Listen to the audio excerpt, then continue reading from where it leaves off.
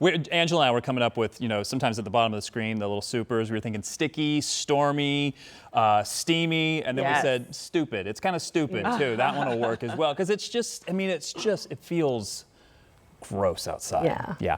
There may be some relief on the way. It's going to take us a while to get there. Let's talk about where we are currently. Because you've got 70s on the board, you've got 80s on the board, you've got 90s on the board. It depends on if you had one of those showers and storms move through earlier in the day. 82 currently in the city. Now, the humidity hasn't gone anywhere for anyone. The storms have helped to cool things down just a bit. The strongest of the storms are farther to the east, now exiting into Ohio. There is a severe thunderstorm warning with that one moving into Ohio. Had a couple of stronger storms moving through parts of Madison County here, now just to the north of, say, Muncie. A couple of these farther to the south. These have been very quick to produce some heavy rain, move through, and then, as Felicia said, they left. They really kind of dissipated once they moved on through and used up that heating of the day. We did have some of those that were producing some pretty strong winds. The highest gust we saw today was a 51-mile-per-hour wind as that storm went right over the airport. Meanwhile, none of the other reporting sites were anywhere near that. There were a couple of gusty storms that rolled through Fishers earlier with a 28-mile-per-hour gust there. Temperatures 80s, 90s, and 70s. I said it really depends on where you are, but the heat index, you factor in all of that humidity, still plenty of triple-digit readings on the board here. If you have not had one of those storms roll through, it still feels quite oppressive out there, and I think that's going to continue for the next several days. Saturday, Sunday, Monday, and at least Tuesday before we start to see any changes. Now I'm going to show you Future Track 13. It's kind of the same old story that we've been talking about. Scattered showers and thunderstorms, kind of wave after wave, most of this driven by the heating of the day. The air mass isn't changing for tomorrow into Saturday or into Sunday. So we've got 90s on the board here, just barely, depending on if we get some of those scattered downpours early in the day or if they wait until later. It's not going to be the same for everyone here.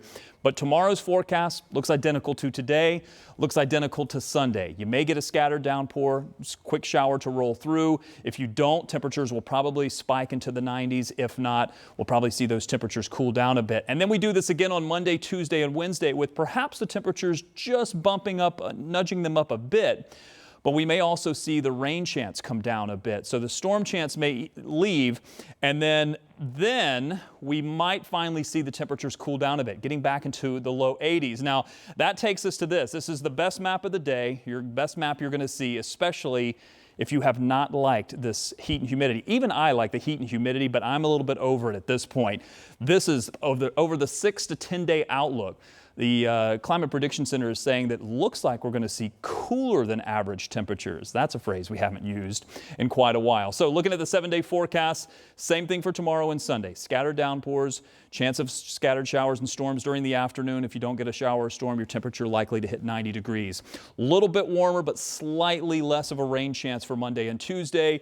Looks like a few showers and storms may come through Wednesday and Thursday, but that may be the change maker that we need to get out of this sticky, stormy, steamy, stupid pattern that we're in and get into that cooler pattern that we're expecting to arrive just in time for the State Fair, for Gen Con, all of that's happening as we head into next weekend. Very quickly, let's see if we can go to traffic and just show you what's happening on traffic board right now. A couple of accidents have been popping up, but overall the flows that we're looking at here, the greens, yellows, and oranges and reds, those aren't looking too bad. A couple of areas that we have been watching here, especially on 465, both northbound and southbound. We had some major issues there yesterday. Right now we're looking at 465. This is just to the south of English. There is some slow traffic moving here. Let me see which direction that is heading just on this particular camera.